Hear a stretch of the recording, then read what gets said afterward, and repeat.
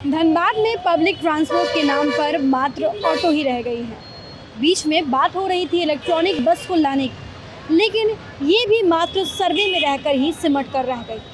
ऐसे में अगर आपके पास अपना कोई पर्सनल ट्रांसपोर्ट नहीं है तो आप पूरी तरीके से ऑटो के ऊपर डिपेंडेंट होते हैं।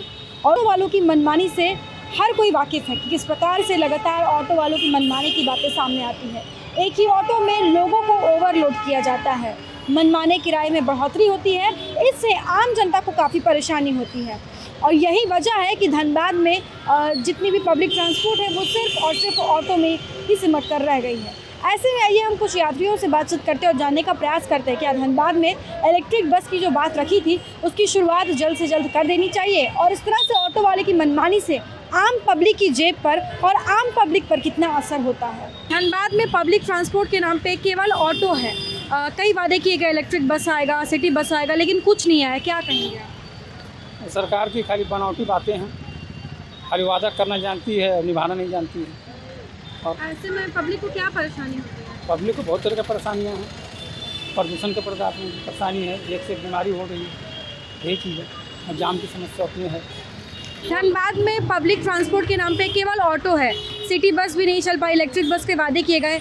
ऐसे में आम लोगों को क्या परेशानी है? तो ऑटो वालों की मनमानी की भी बात सामने आ रही है। इसमें तो मैडम कम से कम और कुछ गाड़ियाँ का मैंने ज़रूरी है, इसलिए कि ऑटो वाले अपने मनमानी कर रहे हैं और आम पब्लिक को बहुत इससे दिक्कत होता है। इसीलिए और अदर गाड़ी, बस वगैरह चाहे और कोई गाड़ी रहना बहुत ज़रूरी है। हमारा तो यही आग्रह है और बाकी आप लोग का विचार।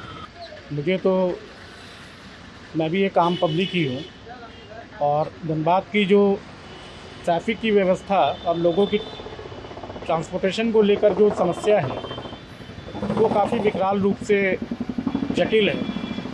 और मेरा ये मानना है कि एक तो नगर निगम के द्वारा जो सिटी बसों को चलाने का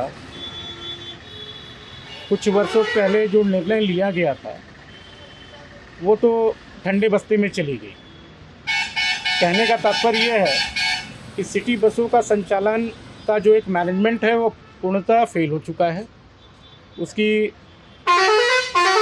कुव्यवस्था को लेकर धनबाद की जनता के समक्ष सारी व्यवस्था की पोल खुल चुकी है।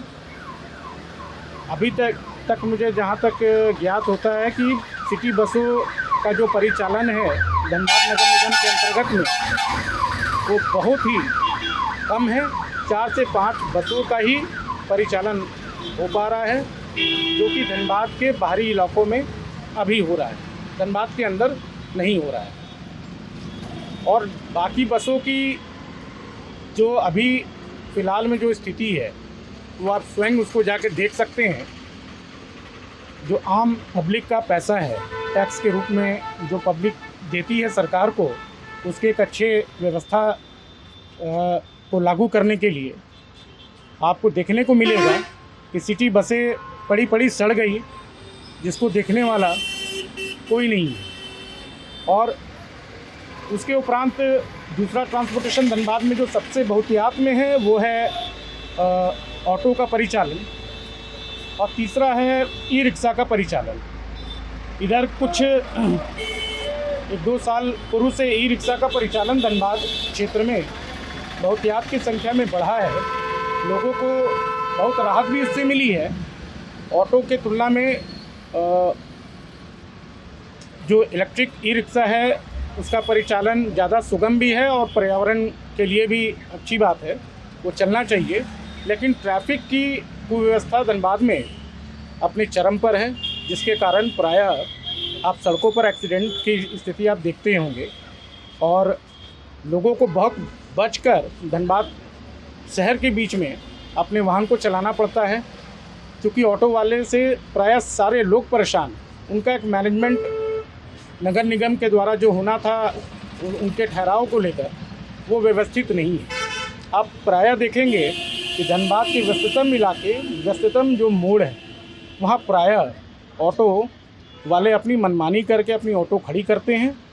उनको जहाँ मन होता है वहाँ से वो यात्रियों को अपने ऑटो में भर लेते हैं और संख्या से ज़्यादा भरते हैं, जिस कारण से प्रायः दुर्घटनाएं बढ़ती हैं। इस पर लगाम लगाने की आवश्यकता है और अपना जो धनबाद नगर निगम क्षेत्र है, और आपके माध्यम से मैं नगर निगम के तमाम पदाधिकारियों से निवेदन करूंगा जो इस व्यवस्था के अंतर्गत में हैं, उनको आम पब्लिक की सुरक्षा को लेकर एक व्यवस्थित मैनेजमेंट बनाना चाहिए, एक प्लान बनाना चाहिए कि ऑटो का ठहराव कहाँ हो, ई रिक्शा का ठहराव कहाँ हो, और 20 सड़क पर ऑटो रिक्शा या ई रिक्शा एकाएक ना रुके, उसका एक स्टॉपेज होना चाहिए। जैसे बस स्टैंड बना हुआ है वैसे एक ऑटो का भी स्टैंड बनना चाहिए, और कुछ दूरी के माध्यम जहाँ क्षेत्र खाली मिले वहाँ पर ऑटो का ठहराव निश्चित करना चाहिए। तो आपने देखा कि किस प्रकार से आम पब्लिक का भी यही मानना था कि पब्लिक ट्रांसपोर्टेशन के नाम पर बस ऑटो, और ऐसे में कहीं ना कहीं ऑटो वालों की मनमानी सामने आती है। उन लोगों ने ये भी कहा कि जिस प्रकार से सिटी बस की स्थिति देखने को मिल रही है, आप यहाँ भी देख सकते हैं कि काफ़ी संख्या में यहाँ पर सिटी बस जो है वो इसी तरह पड़े हुए हैं, इन्हें देखने और पूछने वाला कोई नहीं है। और बीच में ये बातें भी सामने आई थी, एक बार फिर से इन्हें सुचारू ढंग से शुरू किया जाएगा, साथ ही साथ इलेक्ट्रिक बस की भी बात की गई थी, लेकिन स्थिति आप देख सकते हैं ठीक आपके सामने यहाँ देखने को मिल रही है। तो कहीं ना कहीं इस तरह से ढुलमुल रवैये से आम पब्लिक को काफ़ी परेशानी होती है। ऐसे में देखते हैं कि कब इस पूरे मामले पर एक सही और ठोस पहल लिया जाएगा और आम पब्लिक के सामने जो पब्लिक ट्रांसपोर्टेशन को लेकर लगातार जो समस्या सामने उत्पन्न होती है उस पर एक विराम लगता है और उससे लोगों को निजात मिलता है।